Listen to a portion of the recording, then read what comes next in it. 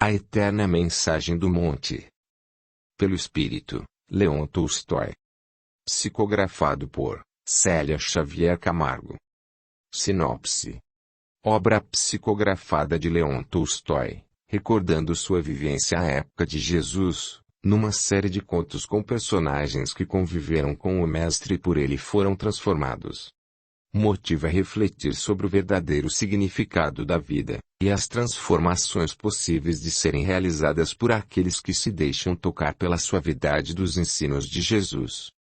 Audiolivro realizado pelo canal Surya Chand Audiobook. Capítulo 1. O paralítico. Tudo quanto, pois, quereis que os homens vos façam, assim fazei-o também vós a eles, porque esta é a lei e os profetas. Mateus 7:12. Há muito tempo, na Judéia, vivia um jovem chamado Davi. Nascera sadio, tivera a infância alegre e descuidada e a juventude cheia de prazeres e divertimentos. Era forte, bonito e elegante, razão pela qual as mulheres se apaixonavam perdidamente por ele. Numa manhã de inverno, porém, acordou com certa fraqueza nas pernas, acompanhada de dores horríveis que o obrigaram a permanecer no leito. Ao cabo de uma semana, tentou levantar-se, mas não conseguiu. Os médicos, consultados, recomendaram-lhe tisanas, ungüentos, banhos e massagens. Nada disso, porém, se mostrou eficaz para amenizar-lhe a dolorosa situação. Davi, ao perceber que não mais poderia ter uma vida normal como qualquer outro jovem de sua idade, deixou-se dominar por incoercível desespero. Chorou muito, debatendo-se em angústias inomináveis. Contudo, depois de alguns meses, conformou-se com o que não poderia mudar. Estava paralítico. A alegria desapareceu de sua vida, tornando-se uma pessoa triste e melancólica. Apesar da desgraça que o atingira em pleno florescer das esperanças, possuía um coração bem formado e apiedava-se das outras pessoas, não obstante o seu próprio sofrimento. Certa ocasião ouviu falar de um profeta, que andava curando cegos e surdos, coxos e estropiados, endemoniados e até leprosos, e se tomou de vivo interesse por conhecê-lo.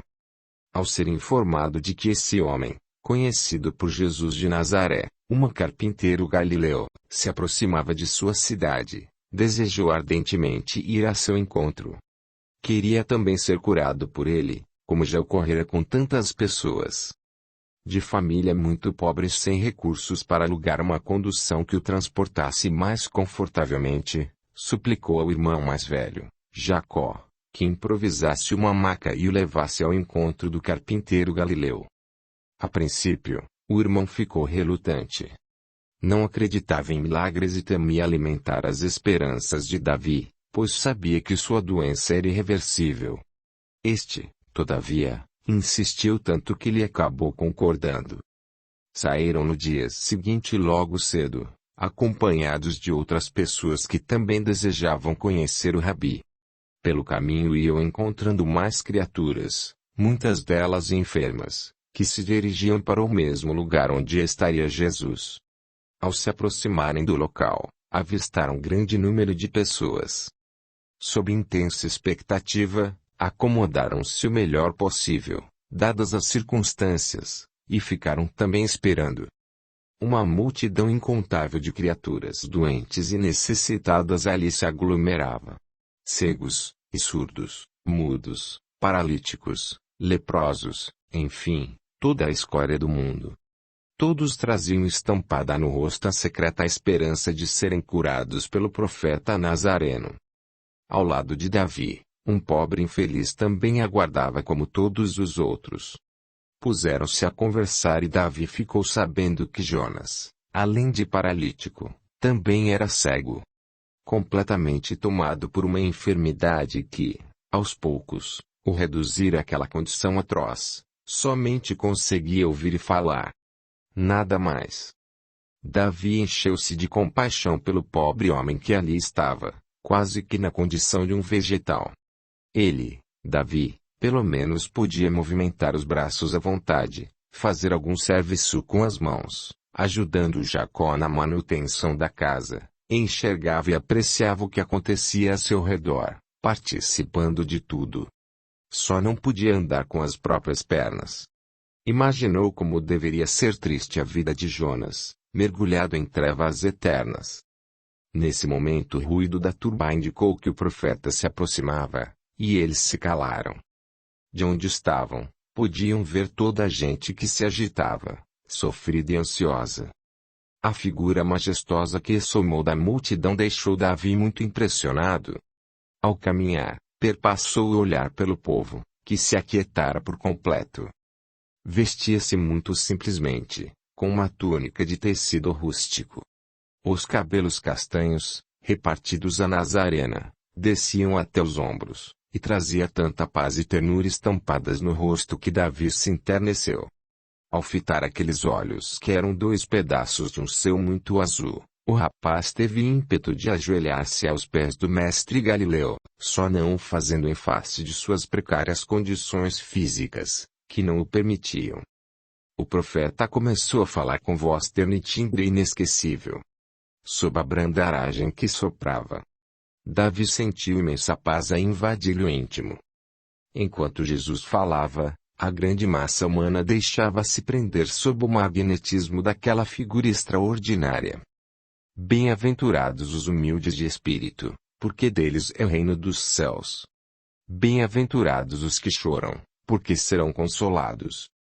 O chamamento do Rabi a todas as criaturas tristes e desesperançadas repercutiu na alma de Davi, sensibilizando-o até as lágrimas. Olhou ao redor e viu que muitos dos que ali estavam, como ele mesmo, também choravam, emocionados. E ele continuou falando e explicando a sua doutrina ao povo faminto de consolo e de paz. Quando terminou sua locução, o profeta nazareno começou a atender, impondo as mãos longas e diáfanas sobre a cabeça de quantos se aproximavam. A multidão agitou-se. Como todos desejavam acercar-se do mestre, formou-se um grande tumulto. Jesus curava sem cessar, mas era muito difícil chegar até ele. As pessoas se acotovelavam na ânsia de serem atendidas. Na confusão que se estabelecera, Davi conseguiu aproximar-se conduzido por Jacó. O rabi curava havia horas e sua fisionomia demonstrava cansaço. Um homem que estava sempre junto dele e que diziam ser um de seus discípulos, um pescador por nome Simão Bar-Jonas, afirmou com voz trovejante: "O mestre precisa retirar-se. Só atenderá mais uma pessoa." Davi sorriu. Estava bem próximo do Nazareno e com certeza seria ele o felizardo. Nesse instante, olhando para o lado, viu o pobre e infeliz paralítico Jonas, com quem estivera a conversar enquanto aguardava e por quem se tomara de sincera amizade, e sentiu-se mover de infinita compaixão. O companheiro não poderia sequer ter a felicidade, que lhe fora concedida, de ver a figura majestosa do mestre Galileu, ali tão perto, visto que, além de tudo, era cego. Jesus dissera um pouco antes: "Tudo quanto, pois, quereis que os homens vos façam, assim fazei-o vós também a eles, porque esta é a lei e os profetas." Buscou com o olhar o rabi da Galileia que o fitava com olhos serenos e ternos. As palavras ouvidas há pouco da boca de Jesus repercutiam ainda em seus ouvidos e sentiu, no imo da alma, que a mensagem lhe seria suficiente para toda a vida. Ser curado já não lhe parecia tão importante. Sorriu para o mestre e virou-se para o paralítico a seu lado. Jesus o entendeu, sem necessidade de palavras. Acercando-se mais, o profeta colocou a mão suavemente sobre a cabeça de Davi. O rapaz sentiu um nó na garganta e as lágrimas lhe inundaram o rosto, tal a emoção que o dominara naquele momento supremo. Entendeu a lição e percebeu que o mestre aprovava seu gesto. Em seguida, o rabi dirigiu-se a Jonas, que tentava entender o que estava acontecendo naquele momento a seu redor e, impondo-lhe a mão na cabeça, ordenou-lhe: "Levanta-te e anda. Estás curado." Sob gritos de alegria, o rapaz ergueu-se do leito improvisado, exclamando: "Aleluia! Aleluia!" Estou curado. Estou enxergando. E chorava e ria e chorava. O nazareno afastou-se envolvido pela multidão e, aos poucos, o local ficou deserto. Davi retornou para casa satisfeito, conquanto não tivesse sido curado. Jacó não entendeu o que se passara sob suas vistas, considerando um absurdo o irmão não ter aproveitado a oportunidade que tivera, estando tão perto de Jesus. Davi permanecia calado e pensativo durante todo o trajeto de volta à aldeia, não se dando conta sequer das recriminações do irmão. As palavras que ouvira da boca do Messias, agora não tinha mais dúvidas de que o fosse realmente, lhe propiciaram infinito consolo e resignação diante dos infortúnios. Renunciar à única oportunidade que tivera de ser curado milagrosamente pelo mestre Galileu, mas isso agora já não lhe parecia ter tanta importância. Uma nova luz nascera-lhe no íntimo, clareando a compreensão de seus problemas. Regressou para sua cidadezinha resignado e disposto a prosseguir suportando a enfermidade, confiante naquele Deus que era todo amor e misericórdia, ao qual Jesus se referira. Ao chegar em casa, quando o irmão Jacó o ajudava a deixar a maca improvisada para acomodar-se no leito, Davi percebeu cheio de júbilo, maravilha! Que também podia andar.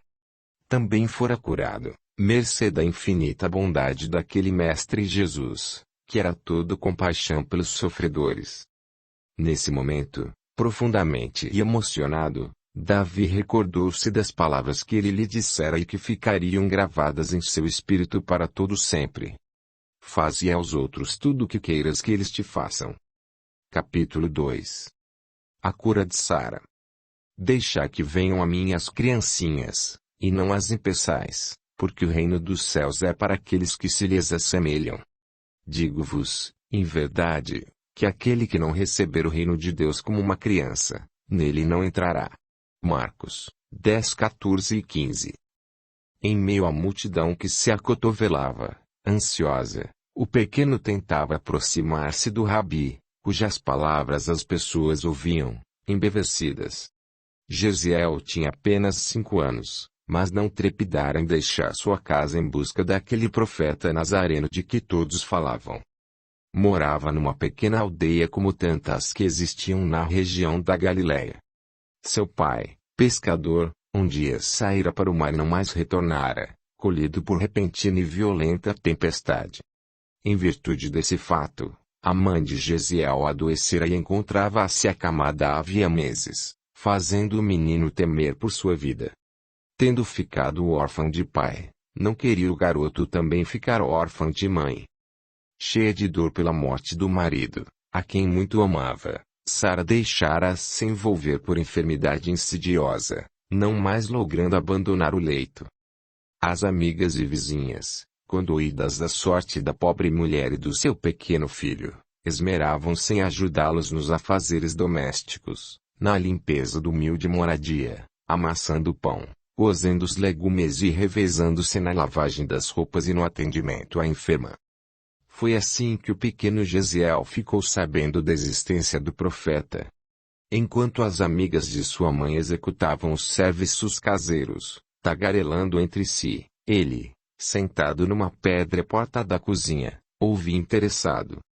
Falavam-lhe um carpinteiro, homem muito bom que curava os doentes, cegos, e surdos, mudos, coxos, paralíticos, endemoniados ou portadores de qualquer outra enfermidade.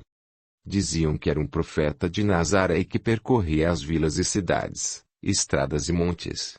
Nas sinagogas, nas ruas, em qualquer lugar, pregava uma doutrina de amor aos semelhantes e falava de um Deus, Pai de todas as criaturas, que amava a todos, indistintamente, ricos ou pobres, grandes ou pequenos.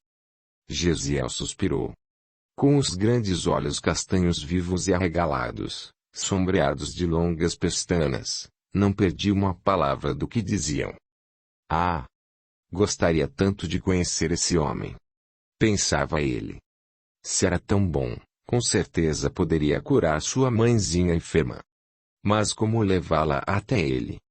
Gesiel sentia-se fraco e impotente. apesar de maduro para a idade, era muito pequeno ainda e sozinho nada poderia fazer. Levantou-se e foi até o quarto da enferma. Fitou a mãe, que parecia mais fraca ainda na penumbra do humilde aposento, e resolveu que teria de tomar uma atitude enquanto era tempo.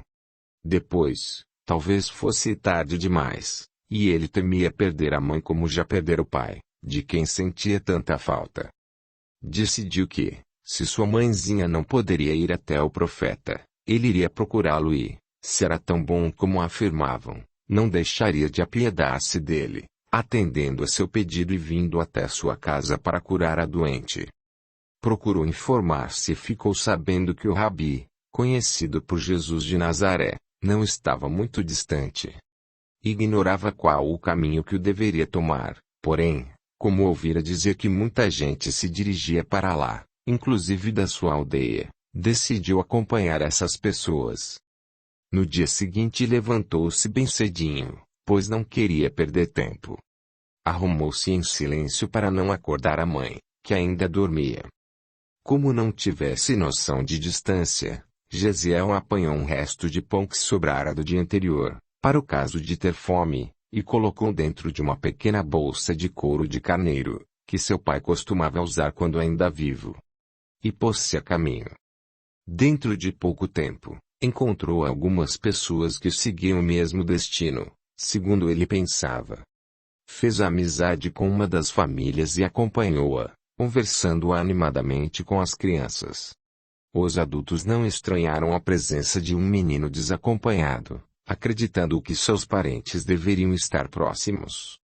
Algumas horas depois perceberam que estavam perto do local previsto, pois grupos numerosos de pessoas acorriam de todos os lados, convergindo para um mesmo ponto. Quando lá chegaram, a multidão era tão grande que não conseguiam aproximar-se do rabi, que ali já se encontrava. Fiel ao propósito que se impusera, Gesiel tentava abrir caminho por entre o povo, até que se aproximou de Jesus, podendo mesmo tocá-lo se quisesse. Ficou deslumbrado com a figura à sua frente. Era um homem alto, vestido simplesmente como alguém do povo, seus pés calçavam alpercatas empoeiradas, pareceu-lhe um tipo bastante comum. Contudo, quando Gesiel olhou para o rosto do profeta, para seus olhos serenos, sentiu a bondade que se exteriorizava dele e desejou acercar-se mais, tocá-lo. Nesse momento, algumas pessoas trouxeram crianças para que Jesus as abençoasse, e Gesiel acabou ficando no meio delas. Seus discípulos, porém, não gostaram, afastando-as com palavras ásperas. Um deles até segurou Gesiel pelo braço, empurrando-o, para distanciá-lo do mestre, bem como as outras crianças que ali se encontravam. Nisso, Jesus voltou-se e fitou-as com grande ternura e disse com inflexão de voz que Gesiel não esqueceria jamais. Deixai que venham a mim as criancinhas, e não as impeçais, porque o reino dos céus é para aqueles que se lhes assemelham. Digo-vos, em verdade, que aquele que não receber o reino de Deus como uma criança, nele não entrará. Ouvindo isso, o homem soltou e Gesiel correu para os braços daquele homem extraordinário, deixando-se envolver por eles. O que Gesiel sentiu naquele instante não poderia descrever com palavras e jamais se lhe apagaria da memória, apesar da sua pouca idade. Um bem-estar intraduzível, uma consciência de que nada deveria temer, que tudo estava bem. Ergueu a fronte e seus olhos se cruzaram com os de Jesus, enquanto um cálido sorriso surgia naquele semblante radiante de ternura. Nada pediu, pois de nada mais precisava. Compreendeu, sem necessidade de palavras, que o rabi lhe assegurava que sua mãezinha ficaria curada, que ele nada temesse. Ela estava bem. Foi um momento rápido. Depois Jesus abraçou as outras crianças que ali se encontravam e abençoou-as, impondo-lhes as mãos.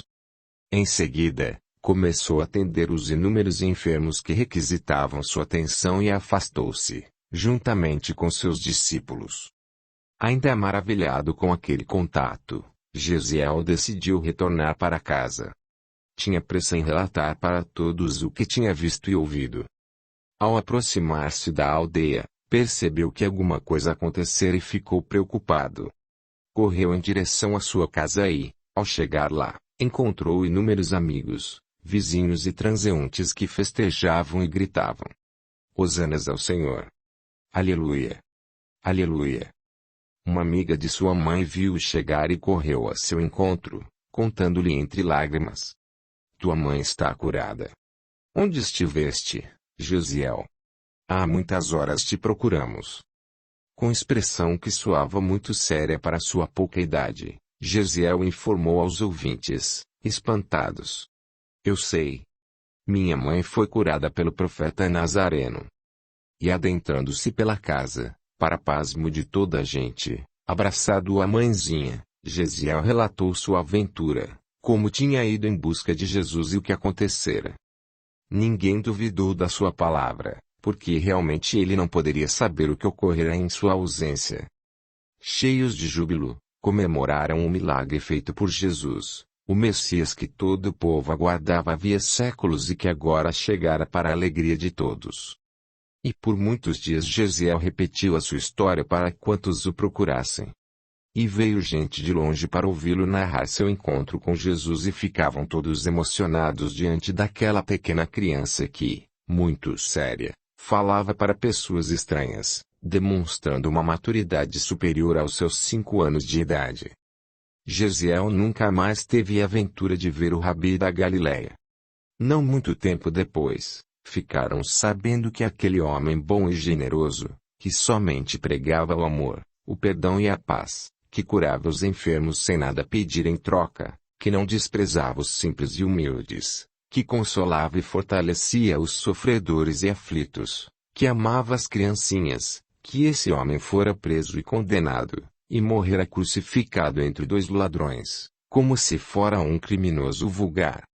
Josiel e sua mãe choraram muito, lamentando a morte daquele homem a quem haviam aprendido a amar e com quem Sara tanto desejava encontrar-se para agradecer o bem que lhe fizera. Mas as notícias da ressurreição de Jesus correram de boca em boca, alegrando seus seguidores e dando-lhes novo ânimo, assim como a quantos o admiravam. Josiel cresceu tendo as palavras do Mestre Nazareno em seus ouvidos. A doutrina que ele deixou, passada através da tradição oral pelos seus apóstolos e por quantos haviam tido a honra de acompanhá-lo em suas andanças, norteou toda a sua vida. Tornou-se um cristão fervoroso e também ele falava ao povo, ensinando o evangelho que Jesus legara como roteiro para toda a humanidade.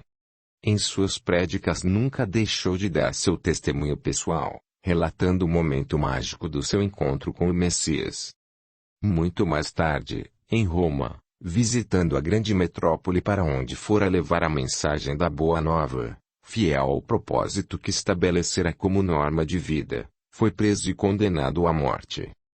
Juntamente com dezenas de outros cristãos que entraram cantando na arena do grande circo, cheios de fé e confiança em seu mestre, veio a perder a vida na boca de feras esfaimadas, enquanto a multidão inconsequente e ébria de gozo divertia-se aos gritos de morte aos cristãos! Morte aos cristãos! Em todos os momentos, contudo, a lembrança de Jesus estava presente em sua mente, e foi com alegria que deu sua existência por amor ao evangelho de seu mestre Nazareno.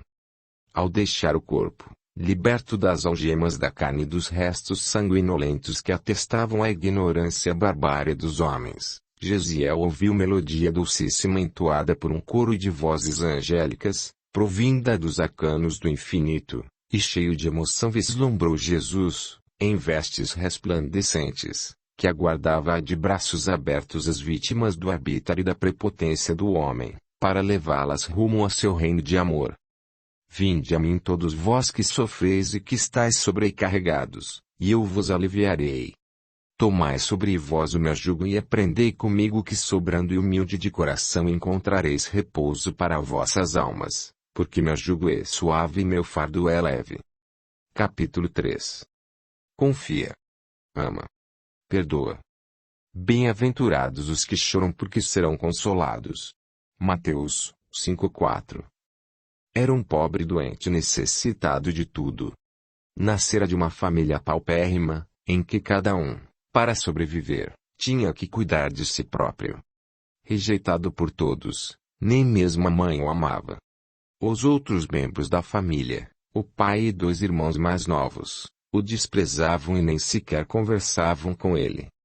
A mãe, infeliz mulher, ignorante e supersticiosa, acreditava que aquele filho, nascido de suas entranhas, representava castigo divino por sua conduta moral desregrada na mocidade. Em virtude disso, ela o odiava. Odiava aquele ser abjeto, nascido do seu corpo sadio e formoso, e que envergonhava perante toda a aldeia.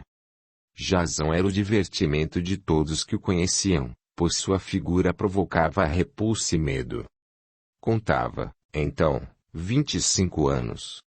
Na fase juvenil, quando o coração floresce em esperanças, quando a beleza e a alegria andam juntas, ele era a antítese de tudo isso. Ao caminhar, o corpo desengonçado balançava como um boneco de pano, os braços, muito compridos, caíam ao longo do corpo ou faziam gestos desconexos. A cabeça, algo desenvolvida, parecia enterrada no pescoço, curto e grosso. Os cabelos, descendo até os ombros, estavam sempre sujos e desgrenhados. De toda sua fisionomia extravasava um ar de imbecilidade com aqueles olhos que dançavam nas órbitas. Não falava a não ser por grunhidos, uma vez que era surdo-mudo de nascença. Crescera o infeliz sem quaisquer cuidados que representassem o carinho e a solicitude maternas. Andava sempre imundo e esfarrapado pelos matos, comendo o que lhe davam por esmola e dormindo numa enxerga, que a mãe colocara num cômodo pequeno e desajeitado no fundo do quintal. Ali, Jasão entrava e saía sem que ninguém tomasse conhecimento dele. Vivendo em completa solidão, era tratado como um animal e tido como um idiota, pois, como não podia se expressar e dizer o que sentia, acreditava-se que não entendesse nada do que se passava a seu redor. Muitas vezes, ouviam-se seus grunhidos de dor ao voltar machucado das ruas, apedrejado por crianças, jovens e até adultos desocupados. Nessas horas o pobre diabo recolhia-se ao seu tuguro e, se alguém pudesse vê-lo, perceberia que grossas lágrimas lhe desciam pelo rosto disforme, e que ele sofria muito. Apesar de suas dificuldades e de seu aspecto, Jasão possuía coração como qualquer outra pessoa e, ao contrário do que se acreditava, tinha percepções e sentimentos, compreendendo tudo o que se passava à sua volta. Meditava com frequência na solidão do seu mísero aposento, olhando as estrelas pela fresta da janela no azul profundo do céu, sem saber as razões do seu sofrimento. Por que teria a vida tão difícil e um fardo tão pesado? Porque ninguém o amava. Via outras pessoas cercadas pelo carinho dos entes queridos, e seu coração se confrangia. Não raro, avançava sobre as pessoas grunhindo assustadoramente apenas para que elas o deixassem em paz. No fundo, era dócil e gentil. Por essa época começou a notar, pelo comportamento das pessoas, que algo de diferente estava ocorrendo. Seus rostos se iluminavam ao conversarem entre si, e se encaminhavam, juntas, para algum lugar. Certo dia resolveu segui-las, curioso. Mantinha uma certa distância para evitar que, percebendo sua presença, elas o escorraçassem, como sempre acontecia, e se surpreendeu com o número cada vez maior de pessoas, que surgiam de todos os lados e se dirigiam para um mesmo ponto. Percebeu também outra coisa. Que aquelas pessoas, vendo-o, não reagiam como de costume, desprezando-o. E ele, aos poucos, não se sentindo rejeitado, foi perdendo o medo e caminhando ao lado delas, satisfeito e tranquilo. Houve até uma mulher que, condoída, por certo, do seu aspecto e adivinhando que estaria com fome, deu-lhe um bom naco de pão que Jasão comeu feliz e agradecido. Afinal, chegaram a um lugar onde se concentrava um número incalculável de pessoas, sentadas no chão, ansiosas. A multidão estendia-se a perder de vista, e ele estava cada vez mais admirado e curioso, identificando, intimamente, que algo de muito importante estava para acontecer. Acomodou-se como pôde e dispôs-se também a esperar. Não demorou muito e viu um grupo pequeno de pessoas que se encaminhavam para uma elevação. No meio delas vislumbrou um homem de majestática beleza, em cuja cabeça o sol incidia respingando reflexos dourados em seus cabelos.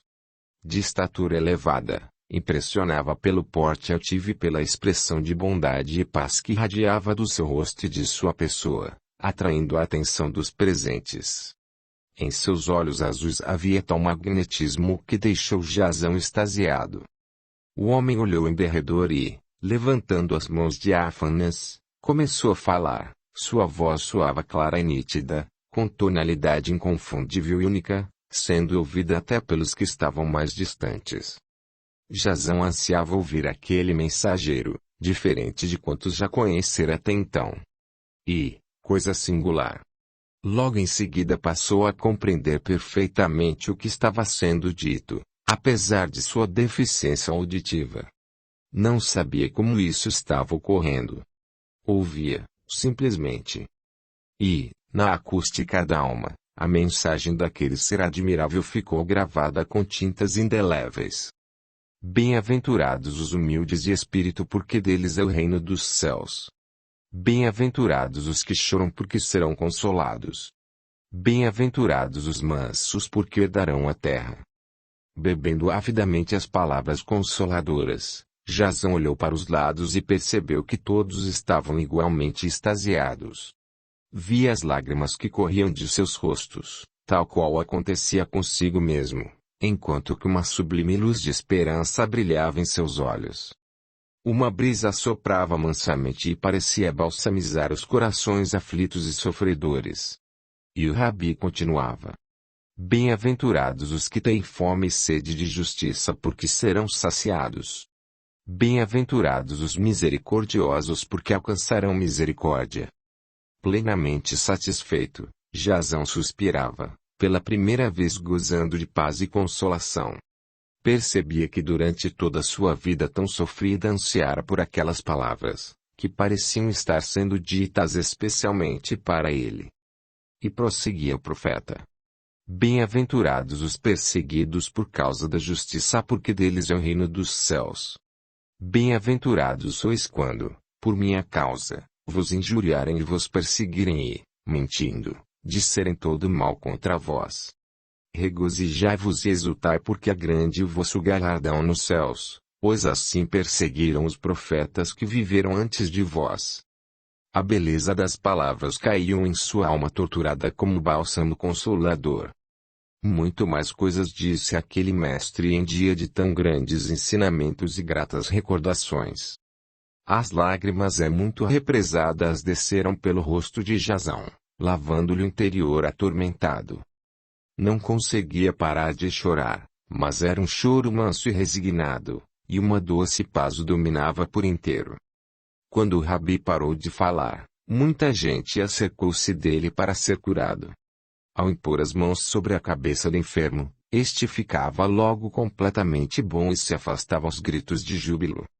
Jazão, porém, não ousou se aproximar. Como ele, um infeliz obscuro e sem valor, poderia aproximar-se daquele profeta que era a luz do mundo. A multidão começou a dispersar-se, retornando cada qual para a sua região de origem. E Jazão, conquanto sem vontade de deixar o Rabi, demandou a estrada que o conduziria para casa, pois nada mais tinha para fazer ali. Caminhava lentamente ainda sob o encantamento da palavra do profeta, quando percebeu, pelas vibrações do solo, atrás de si um grande ajuntamento de pessoas vindo em sua direção. Postou-se à margem do caminho para que o grupo pudesse passar. Para sua surpresa, viu entre as pessoas o Rabi, que se aproximava com os seus discípulos. Com o coração aos saltos, envergonhado da sua presença indesejável, Jazão procurou encolher-se o mais possível, tentando passar despercebido. Abaixou a cabeça, escondendo-a entre os longos braços. De repente, notou, com assombro, que alguém estacara a seu lado. Sem erguer a fronte, viu os pés empoeirados, calçados com alpercatas. Temeroso, levantou a cabeça e, ó, maravilha das maravilhas! Era o Rabi em pessoa que estava à sua frente a fitá-lo com carinho infinito. O Messias colocou-lhe a mão levemente sobre a cabeça, enquanto lhe falava de alma para alma, sem que nenhuma palavra fosse pronunciada. Não obstante, Jasão entendia perfeitamente o que lhe estava sendo dito. Confia. Ama. Perdoa. Foi apenas um segundo. No momento seguinte, o Rabi prosseguiu seu caminho acompanhado dos discípulos, enquanto Jasão permaneceu ali, estático, sem coragem para continuar a jornada, ainda emocionado pela aventura que lhe fora concedida de estar tão próximo daquele homem extraordinário. Tomou uma decisão. Não retornaria mais para o seu tugúrio, onde, de resto, ninguém sentiria sua falta. Aquele dia havia sido o mais importante de toda a sua vida e decidiu que não poderia mais afastar-se de Jesus. A partir de então, onde quer que o mestre estivesse, ele estaria por perto. Mantinha sempre uma distância conveniente porque não desejava incomodar as pessoas. E estas se incomodavam com a sua presença, muitas até sentiam medo dele. Grunhindo de prazer, acompanhou Jesus na sua entrada triunfal em Jerusalém, feliz porque seu Rabi estava sendo reconhecido pelo povo como um profeta da sua raça. Na semana seguinte, quando o mestre foi preso, Jasão ficou nas imediações da prisão, desesperado e aflito, sendo escorraçado pelos soldados que temiam sua presença. No dia da crucificação de Jesus, acompanhou todo o trajeto, em lágrimas e grunhidos de dor, desejando ter poder para salvar seu querido mestre das mãos dos seus algozes. Permaneceu ao lado de Jesus, perdido no anonimato da multidão, até o momento final. Foi com sofrimento atroz que se afastou do Monte da Caveira, após tudo consumado, para abrigar-se da tempestade que escureceu o céu transformando o dia em noite. Não tendo mais o que fazer nem para onde ir, por muitos dias perambulou sem destino pelas estradas poeirentas, até resolver voltar à sua aldeia, onde foi recebido com as zombarias e os gracejos costumeiros. Que falta lhe fazia o querido mestre? Agora, mais do que nunca, sentia-se solitário e infeliz. Nada o incomodava, porém. Lembrava-se das palavras de Jesus e sabia que era ali, no seio do seu povo, que precisava colocá-las em execução. Confia. Ama. Perdoa. Essas palavras continuavam a repercutir em seu íntimo, como um divino convite à mudança de vida. Sim, compreendia agora que precisava confiar em Deus, aquele Pai bom e misericordioso, que ama a todos os seus filhos indistintamente. Agora, sentia-se amado pelo Pai, conforme ouvira tantas vezes Jesus afirmar. E uma fé profunda inundava a sua alma. Precisava, contudo, ele mesmo, amar as outras criaturas como o Mestre ensinara. Amai-vos uns aos outros como eu vos amei, dissera Jesus. Percebia agora, analisando seus sentimentos, que também ele, revoltado com sua situação, nunca amara ninguém. Procuraria remediar isso. Perdoa. Sim, também precisava aprender a perdoar aqueles que o magoavam.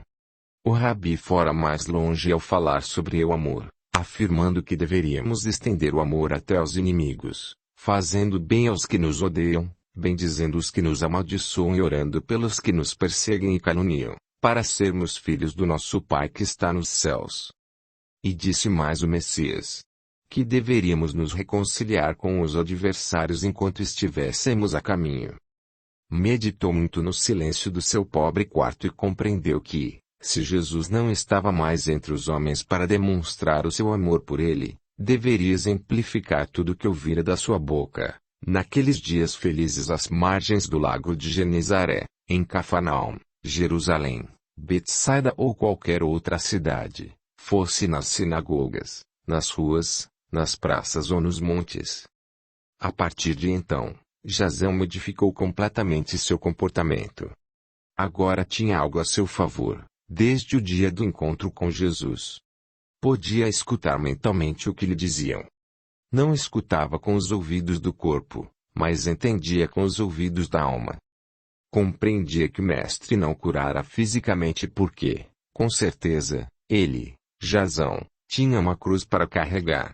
Também não sentia que esse tipo de cura fosse necessário. Isso não o incomodava nem um pouco, pois recebera muito mais com a presença do Messias, que lhe dera resignação e coragem para prosseguir na sua vida junto com ensinamentos que ficariam gravados para sempre em sua memória. Agora, quando alguém se aproximava, Jazão o recebia com um sorriso. Quando uma criança lhe jogava uma pedra, ele oferecia uma fruta silvestre que havia colhido no mato, pelas imediações, estendendo o braço alegremente. E não guardava mais rancor de ninguém, compreendendo que a maneira de proceder das pessoas era ditada pela ignorância das leis da vida. Assim, dentro de pouco tempo, o ambiente estava totalmente diferente. Perplexos, a princípio, aos poucos os habitantes da aldeia foram percebendo que o pobre Jazão não era mau. Apenas não podia se expressar como as outras pessoas. Compreenderam também que ele era inteligente e entendia tudo. Não era um imbecil como julgavam, e passaram todos a tratá-lo com o respeito e a consideração que lhe merecia. Somente a sua família insistia em considerá-lo um idiota. Algum tempo depois, a mãe de Jazão ficou doente e caiu de cama para não se levantar mais. Todos fugiram, inclusive o pai e os irmãos, temerosos do contágio. Contudo, o filho desprezado permaneceu à sua cabeceira e cuidou dela até o dia em que o Criador a chamou para o mundo espiritual. Antes, porém, ouviu as palavras de despedida que ela lhe dizia, com dificuldade. Compreendo que fui muito injusta contigo, Jazão. Não te amei como deveria. Todavia, agora passei a ver o tesouro que tens no coração. Perdoa-me, meu filho, se puderes.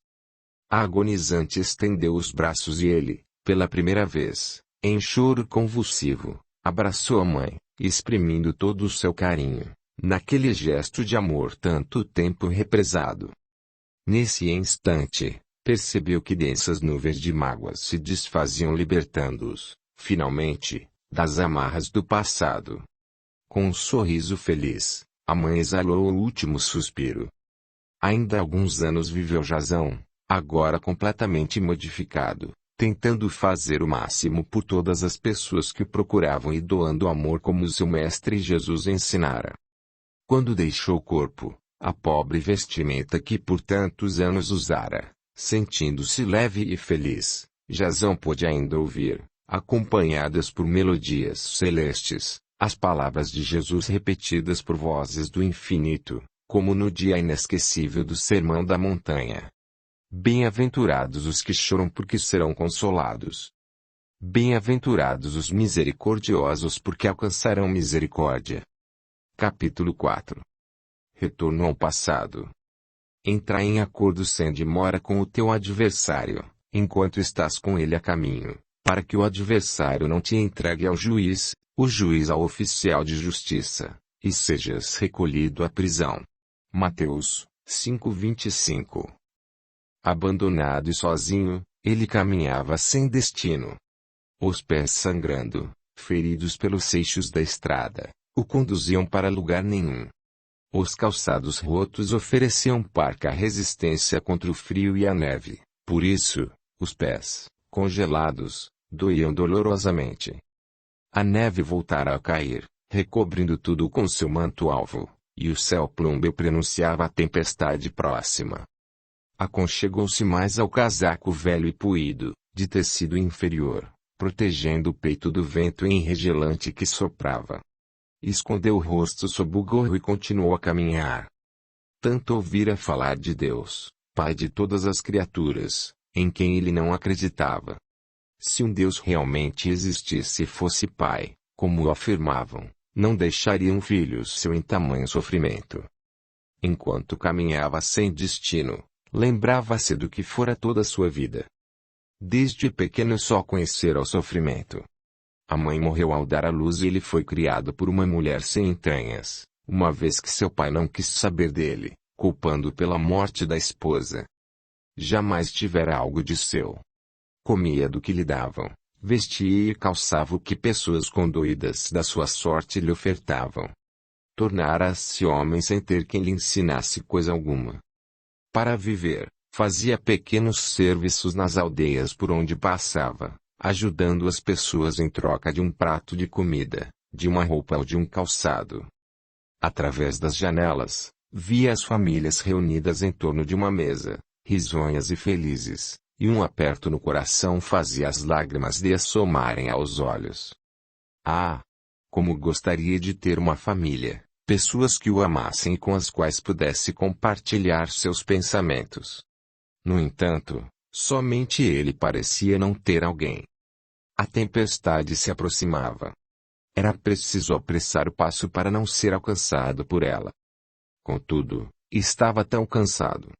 As pernas recusavam-se a caminhar, exaustas da longa jornada.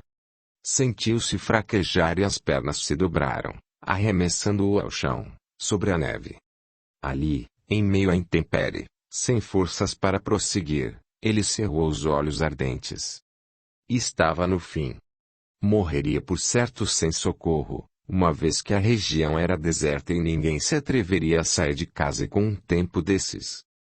Novamente mergulhou nos próprios pensamentos, aguardando a dolorosa morte por congelamento, que não tardaria. Por quê? Por quê, meu Deus? Inconscientemente o nome do Criador lhe veio aos lábios. Muitas vezes, tiveras sonhos estranhos, para os quais não encontrara explicação lógica. Sonhara que habitava uma região próspera e que era rico proprietário de terras. Possuía extensas plantações de trigo, cevada e aveia. Nas desciatinas bem cuidadas, mujicas 10 trabalhavam sem descanso. Não obstante, jamais propiciara aos camponeses condições dignas de vida. Conquanto imensamente rico e gozando de prestígio na sociedade em que vivia, nunca ninguém ajudara. Seus servos morriam na miséria, depois de uma existência de penúria, maldizendo-lhe o nome. Orgulhoso ao extremo, não conhecia outra vontade além da sua. A família, tratava-a com despotismo e, muito egoísta, só pensava em si mesmo. Profundamente avarento, só acumulava bens, vivendo quase que miseravelmente. Desse modo, os filhos abandonaram a casa paterna, tão logo despertaram para a vida, em busca de melhores condições de sobrevivência e para fugir ao tacão do pai, a quem odiavam. A esposa, pobre mulher sofrida e infeliz, suportou-lhe os maus tratos, uma vez que não tinha para onde ir. Um dia, cansada da vida de privações a que era submetida, entregou a alma ao Criador, readquirindo a liberdade que perdera com o casamento. Solitário, o grande senhor tornou-se ainda mais detestável, extravasando sua ira sobre os infelizes criados e mujicas de suas terras. Uma só pessoa ainda o amava e continuava a seu lado, apesar de tudo. Era um velho servo que o vira nascer e que nutria por ele carinhos de pai. O proprietário morreu, alguns anos depois, entregue à bebida e aos excessos de toda a ordem. Lembrando-se desse sonho que muitas vezes tivera, o infeliz se questionava intimamente porque ele se sentia sempre como aquele grande senhor, proprietário de vastas desciatinas. Com horror, via-se chicoteando os mujicas por qualquer deslize, cheio de cólera, humilhando os filhos e a mulher com a sua autoridade soberana, e gargalhando de satisfação a qualquer maldade praticada contra os próprios e raros amigos que possuía. Existiria mesmo outras vidas, como muitas vezes ouvira comentar. Se assim fosse, poderia ter sido ele outrora, realmente, aquele proprietário de terras, cruel e sem entranhas. Se isso fosse verdade, então merecia o sofrimento atual por tudo o que já fizera. Contudo, eram apenas conjecturas.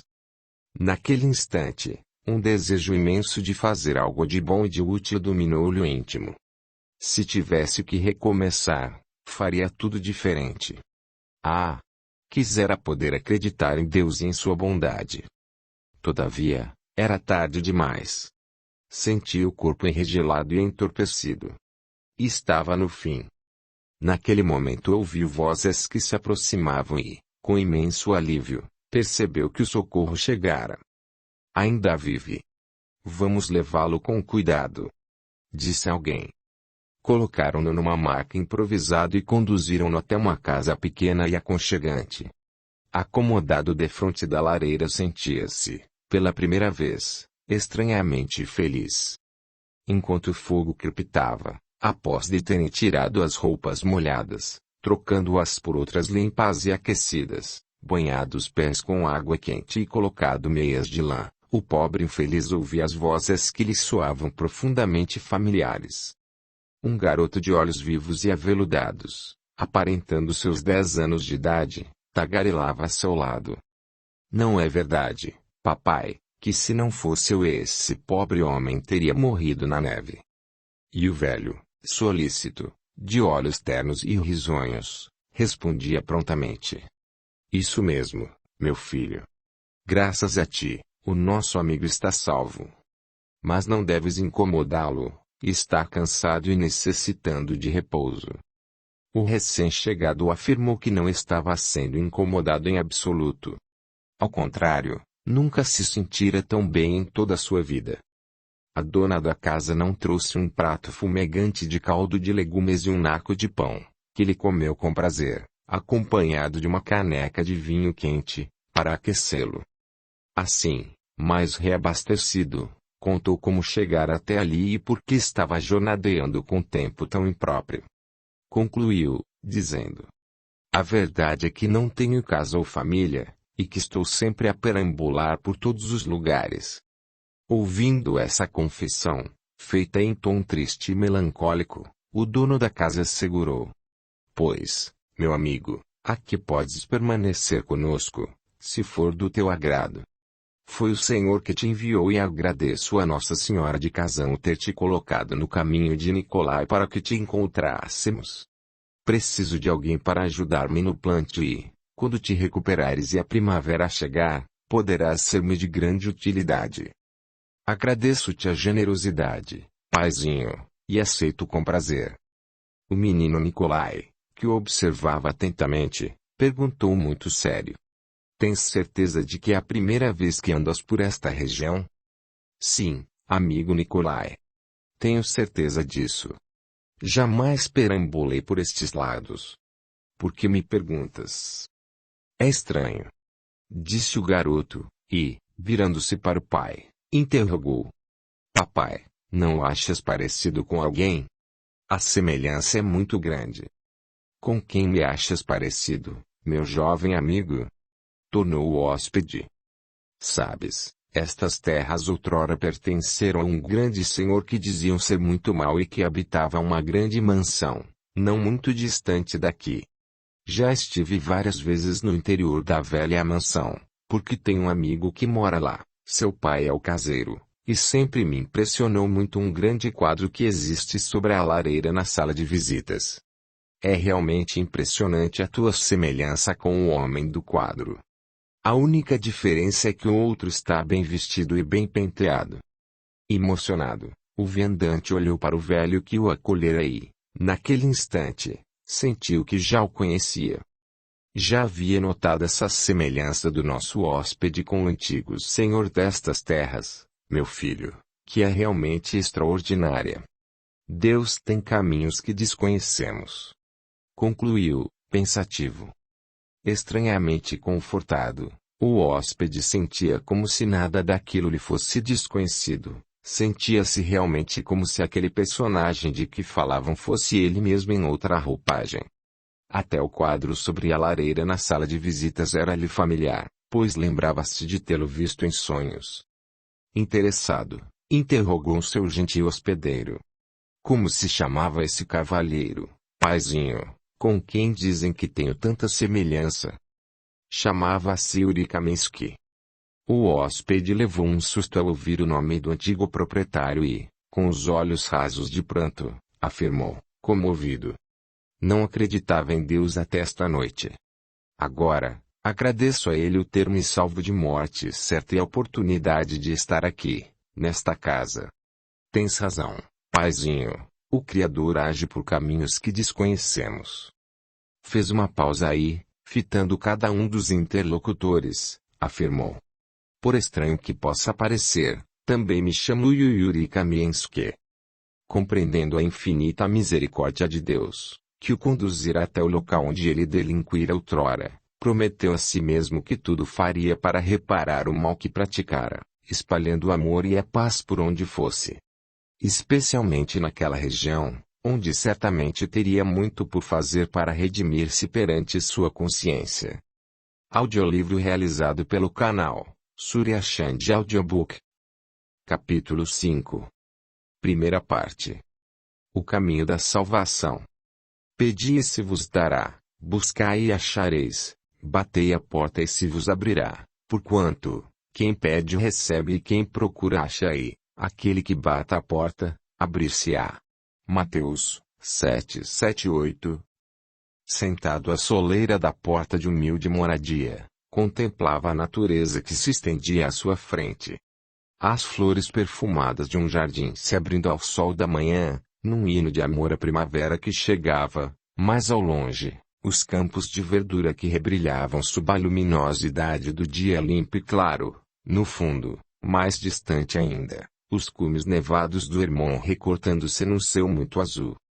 Suspirou, apertando os olhos sob a claridade excessiva, enquanto duas lágrimas ardentes desciam por suas faces crestadas pelo sol do deserto. Exausto de tanto caminhar, resolvera parar para repousar um pouco.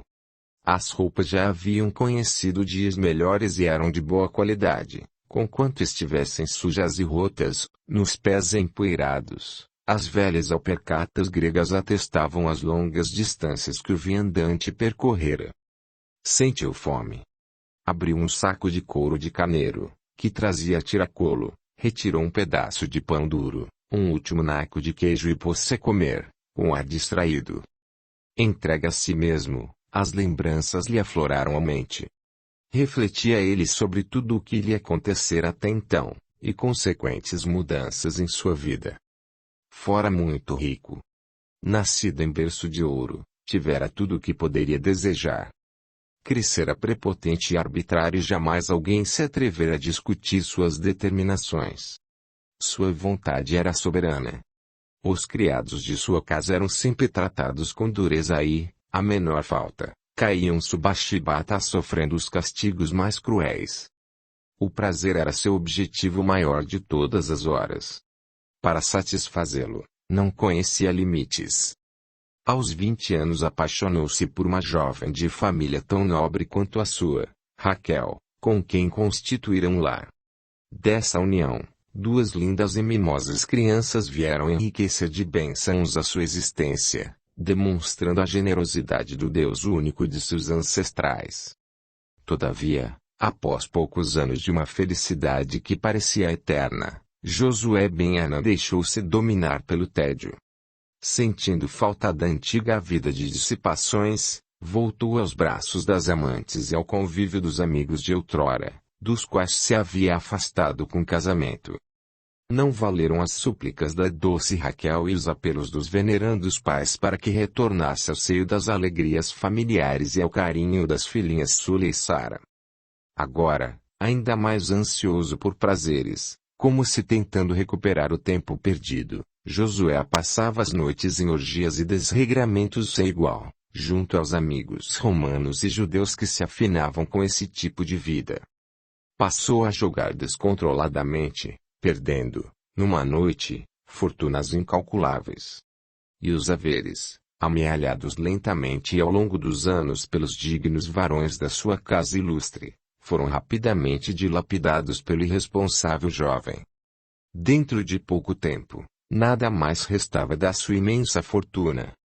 Os pais, velhos e cansados, faleceram de desgosto. Amargurado, Josué mal tinha com que sustentar a família, ele que nunca trabalhara e que considerava qualquer ocupação desprezível e própria de escravos, segundo os conceitos à época vigentes na sociedade. Passou a residir numa casinha humilde, na periferia da cidade, único bem que lhe restara de todo o seu imenso patrimônio, e a tirar o sustento de uma pequena renda que o pai lhe deixara, após a sua morte, e que não caíra nas mãos dos agiotas e banqueiros judeus.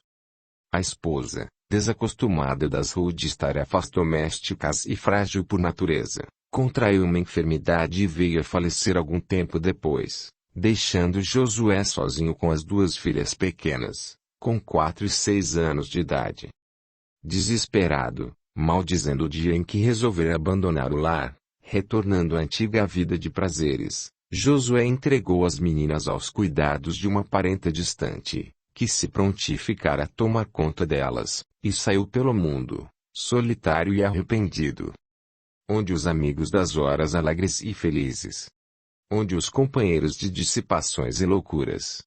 Onde os comensais da sua farta mesa? Afastaram-se todos, tão logo perceberam que o rico e bem-nascido Josué Ben-Anã estava na miséria.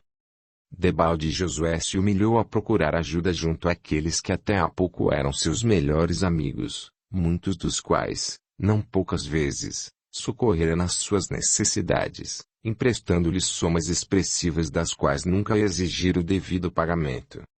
Confiante, ele procurou esses amigos em suas residências. Jamais foi recebido, porém, por qualquer um deles.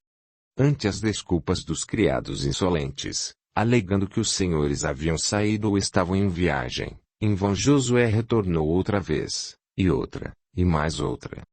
Um deles até, que saía de casa exatamente no momento em que Josué chegava, não podendo se furtar de falar com o antigo companheiro de orgias, escorraçou Josué como a um cão sarnento, advertindo, ainda, de não o aborrecer com suas lamúrias, ou soltaria os cães. Humilhando, percebendo a inutilidade de qualquer outra tentativa, Josué se resignara, a chorar de tristeza. Agora, amargurado e aflito, ele lamentava profundamente a perda da felicidade que tivera um dia. Lembrava-se da doce companheira, que era um bálsamo para o seu coração ulcerado, das filhinhas que amava acima de tudo, e uma saudade torturante agitava-lhe as fibras mais íntimas. Reconhecia-se culpado por todas as desgraças que infelicitaram sua existência e nem sequer podia se consolar na fé robusta em Deus que seus pais possuíram.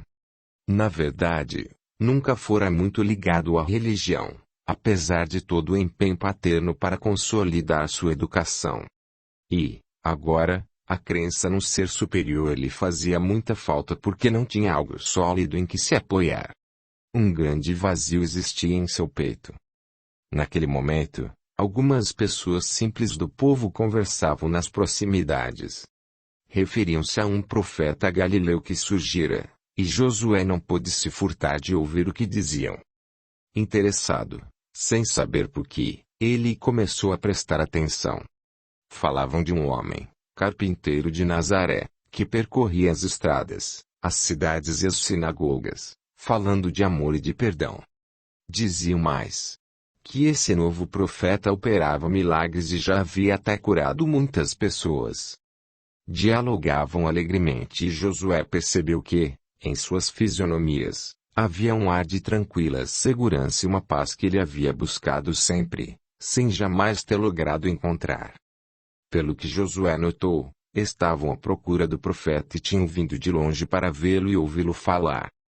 Após o repasto singelo e um breve descanso, as pessoas do grupo levantaram-se para prosseguir viagem. Josué Ben-Anã, decidido, dispôs-se a acompanhá-las a uma discreta distância.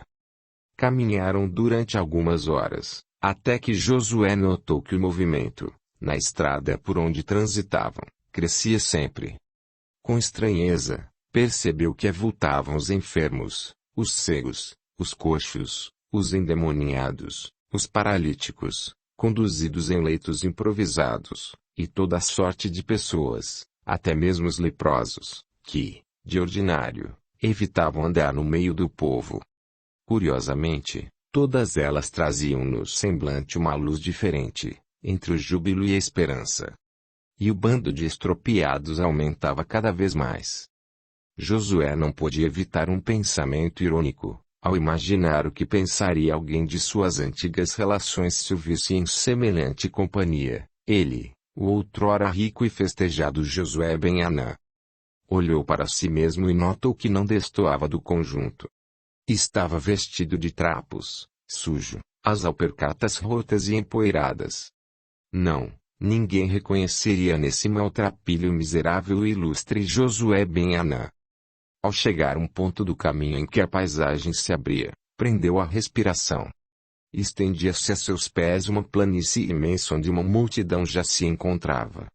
Acomodando-se no chão, como as outras pessoas, pôs-se a esperar, surpreso e emocionado.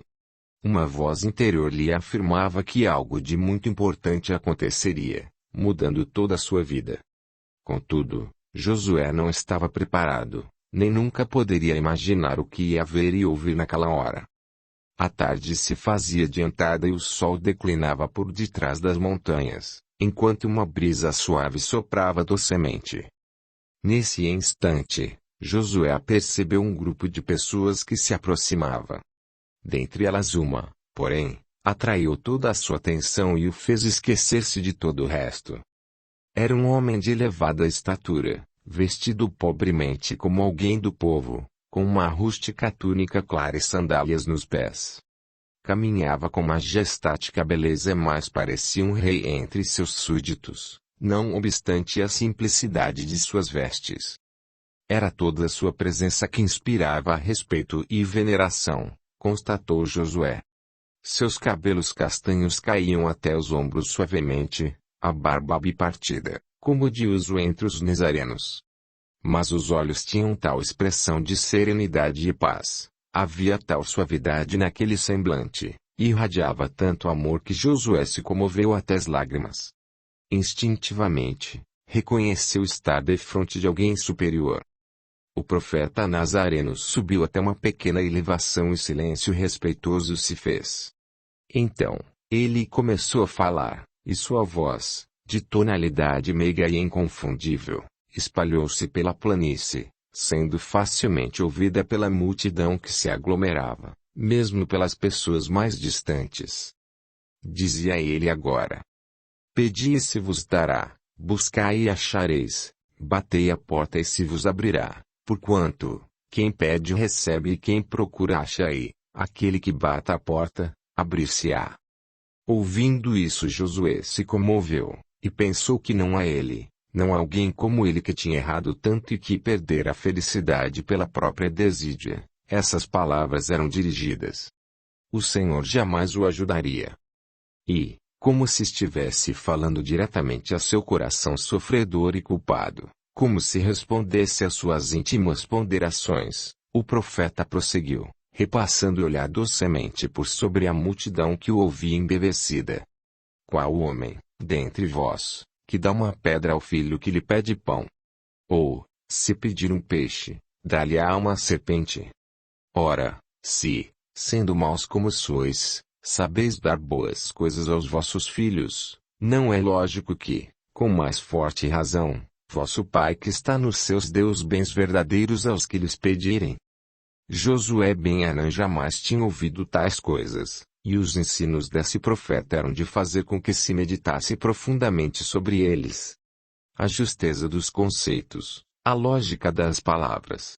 Era extraordinário. Nunca pensara em Deus dessa forma. A educação judaica que tivera falava de um Deus que deveria ser temido e respeitado, mas nunca amado. Era um Senhor severo e arbitrário, que deveria ser obedecido, não compreendido. Em sua mente surgia a ideia de um Deus Pai, todo amor e bondade, que desejava o melhor para os homens, seus filhos. Um suspiro de satisfação exalou-se-lhe do peito. Agora compreendia por que o carpinteiro Galileu era tão procurado pelos sofredores infelizes. Suas palavras consoladoras atingiam diretamente os necessitados, calando fundo nos corações ulcerados. Olhou em torno e viu que todos tinham a mesma expressão de felicidade, paz e conforto que ele próprio sentia. O mestre continuou falando, até que, quando terminou, os enfermos se acercaram dele com a esperança de serem curados. com a mesma expressão de ternura e um sorriso manso nos lábios, ele ia atendendo os que o procuravam. E os gritos de júbilo espocavam de suas bocas quando eram curados. E muitos o foram nesse dia. Observando a uma distância regular, Josué não teve coragem de se aproximar. Não se sentia digno de acercar-se daquele homem, em quem reconhecia, sem dúvida, o Messias tão aguardado pelo seu povo e que havia chegado para trazer a salvação a Israel. Aos poucos a planície imensa se foi esvaziando e, depois de algum tempo, só ele continuava sentado a meditar. O sol desaparecera completamente atrás dos montes e a noite se fizera. No céu azul cobalto, as estrelas luziam com mais intensidade. E Josué ben Anã, entregue à meditação, não via as horas passarem. Ele não se sentia o mesmo. Nunca mais seria o mesmo após ouvir o mestre Nazareno. Pela primeira vez em toda a sua vida, elevou o pensamento ao Criador, abrindo o coração. Suplicou a esse Deus Pai, todo misericórdia e amor, de que Jesus falara em sua prédica, que lhe perdoasse e lhe permitisse reparar o mal que praticara. Desejava voltar e refazer seus passos. Procuraria as filhinhas e recomeçaria uma nova vida juntos, sob a sua bênção. Mas aliviado após a prece, sentindo-se envolver por novas esperanças, o coração cheio de júbilo, levantou-se, pondo-se a caminhar de retorno. Capítulo 5. Segunda parte. O caminho da salvação. Buscai, pois, em primeiro lugar, o reino de Deus e a sua justiça, e todas estas coisas vos serão acrescentadas. Mateus 6:33. Josué ben Anã ansiava por uma vida diferente. Dedicar-se às filhinhas e levar uma existência digna e laboriosa. Trabalharia para prover ao sustento da casa. Ouvir alguém afirmar que Jesus era um modesto carpinteiro, e, se o Messias não se pejava do labor rude, porque ele, um ser desprezível, deixaria de fazer o mesmo. E, em sua mente, o antigo potentado ia arquitetando planos. Levaria as filhas para conhecerem o profeta, e seguiriam suas pegadas. Josué já se considerava incapaz de viver sem ouvir Jesus novamente, ansiando por reencontrá-lo. E assim, após muitos dias de viagem, de ânimo renovado, aproximou-se de Jerusalém. O trajeto fora difícil. Sem recursos para prover a sua subsistência, dependia da generosidade dos habitantes de cada lugar por onde passava, para não morrer de fome. À noite dormia ao relento, em meio à natureza ou em algum celeiro em que alguém, gentilmente, lhe permitisse se abrigar. Ainda longe, avistou Jerusalém. As torres do Templo de Salomão, orgulho da sua raça, faiscavam sob o sol causticante. O coração bateu forte, antegozando o reencontro com as filhinhas. Entrando por uma das portas da grande cidade, estugou o passo. Não desejava adiar ainda mais um momento tão esperado. Apesar de extremamente cansado, atravessou a cidade tão rápido quanto suas precárias condições o permitiam, até o local onde se localizava a residência dos parentes, sob cuja tutela deixara as filhas. Puxou a sineta do grande portão, mas ninguém atendeu a seu chamado. Tocou novamente. Mais outra vez. E outra. Com certeza teriam saído. Talvez estivessem no templo orando. Mas e os servos? Dispôs-se a aguardar, certo de que não tardariam a voltar para casa. Sentou-se no chão. Suas pernas estavam trêmulas e cambaleantes. Alguém passou e lhe jogou uma moeda, confundindo com um mendigo. Toma, bom homem. Que Jeová te proteja. Sentindo o velho orgulho acordar dentro de si, Josué retrucou com dignidade. Não sou um pedinte, Senhor.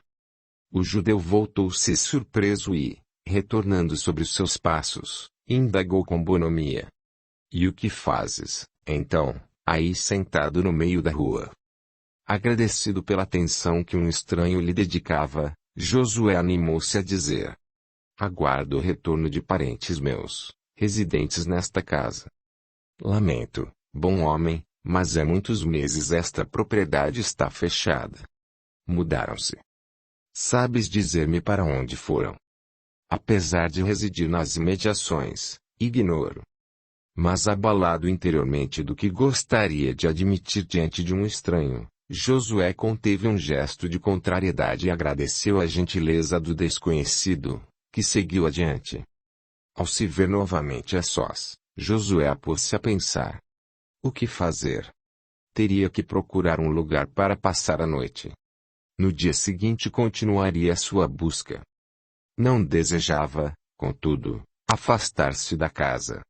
Tinha secreta esperança de que os parentes retornassem de uma hora para outra. Decidiu dormir ali mesmo. O sol já sumira no horizonte e a noite descera sobre a cidade. No céu sem nuvens, as estrelas brilhavam como a lhe dar alento. Acomodou-se numa reentrância do muro, escondido em meio à vegetação, e dormiu. No dia seguinte, despertou com os raios do sol a bater em seu rosto. Com surpresa viu que, a seu lado, alguém deixara um prato contendo pão, carne e uma caneca de vinho. Faminto, comeu com satisfação. Não teve dúvidas em acreditar essa delicadeza a seu gentil ouvinte do dia anterior. Assim, mais refeito, levantou-se e pôs-se a caminhar, indagando a todos os que encontrava se poderiam lhe informar o destino da família, que desaparecera.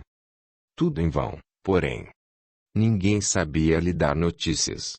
Esforçando-se para não desanimar, resolveu permanecer em Jerusalém, para o caso de seus parentes voltarem.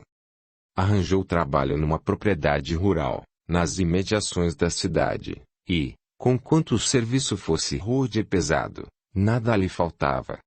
Arar a terra, jogar a semente e vê-la germinar lhe fizeram muito bem.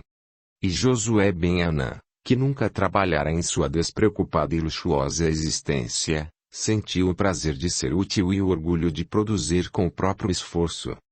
A espaços regulares, vinha até a cidade verificar se os parentes tinham retornado da viagem. Um dia, ouviu dizer que o profeta Galileu estava na região.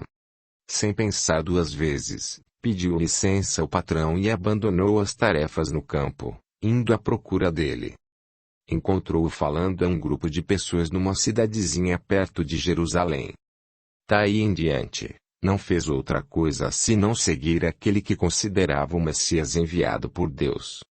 Acompanhou a multidão com o coração cheio de entusiasmo, gritando e agitando palmas, quando Jesus entrou em Jerusalém montado em um burrico e sob o aplauso do povo.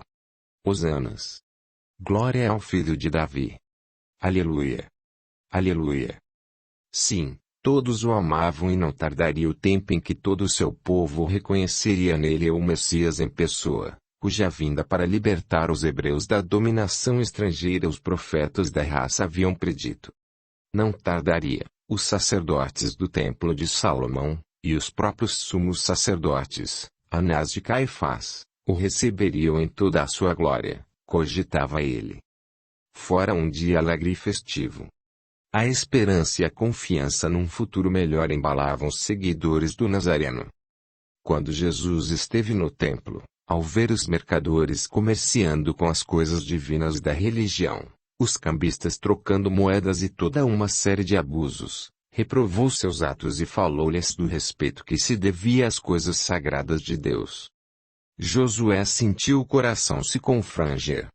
Nesse exato momento, olhou para cima e viu, numa das janelas que dava para o pátio onde ficavam os mercadores, Caifás, que observava a cena.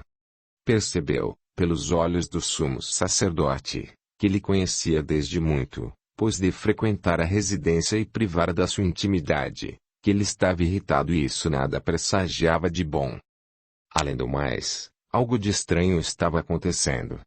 Percebia Josué um ambiente tenso entre o povo. Os soldados romanos, em maior número nas ruas do que de costume, como se esperassem algum levante ou coisa parecida.